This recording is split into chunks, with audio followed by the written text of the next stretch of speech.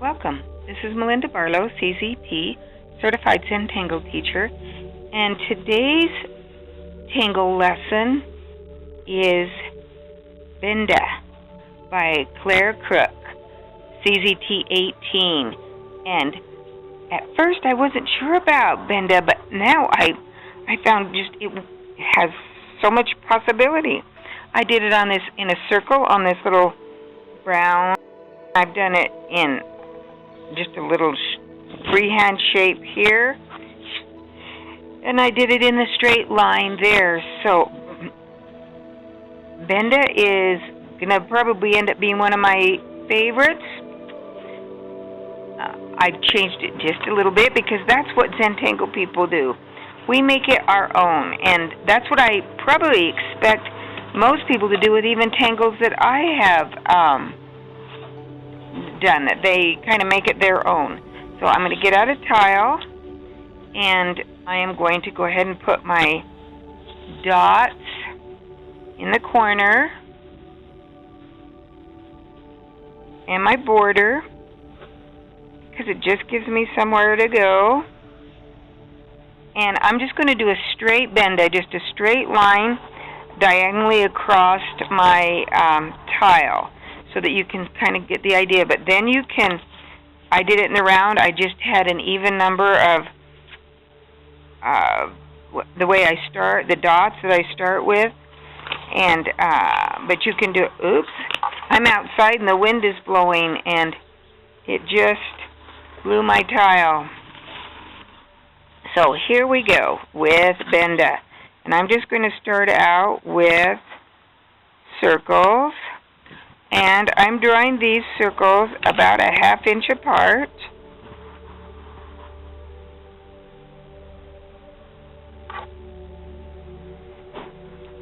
Got a little fly bugging me today too.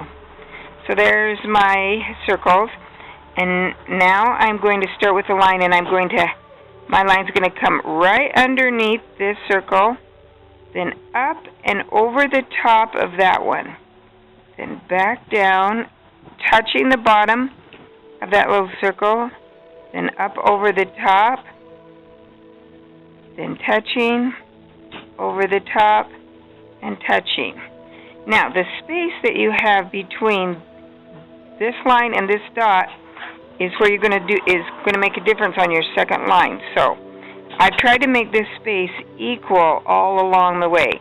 Now you're going to get that little fly that's bugging me today out here.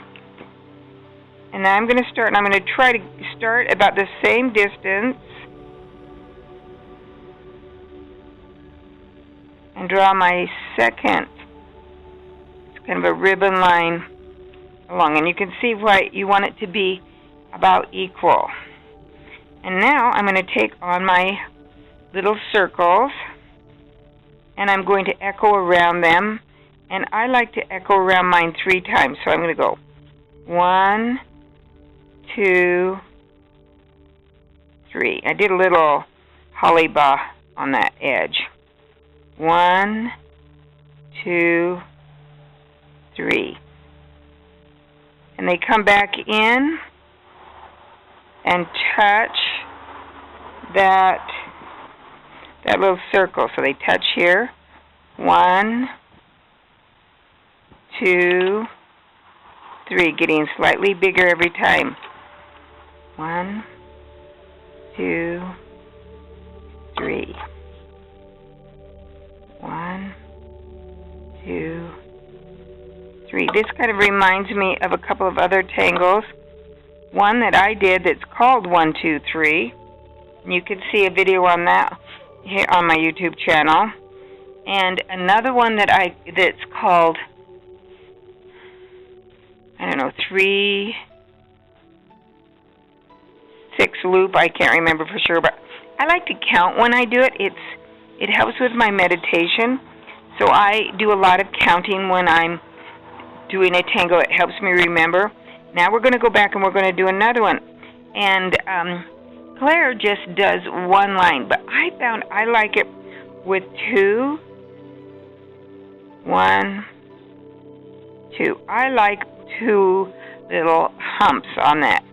you can just put one if you want, or you could put 3.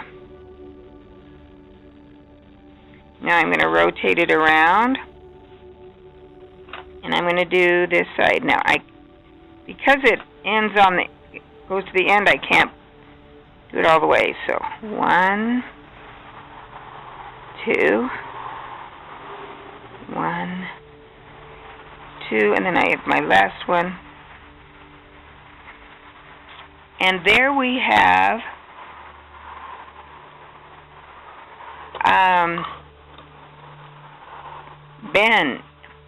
Benda. And I love it. Then we come back, and you could leave it like this, but I'm going to embellish, just show you some embellishments that I do. I like to embellish by coming back and filling in my circles. And I think you could, if you left it and you wanted to color it with colored pencils, that would be fabulous. You could do a shading with your Prisma pencils.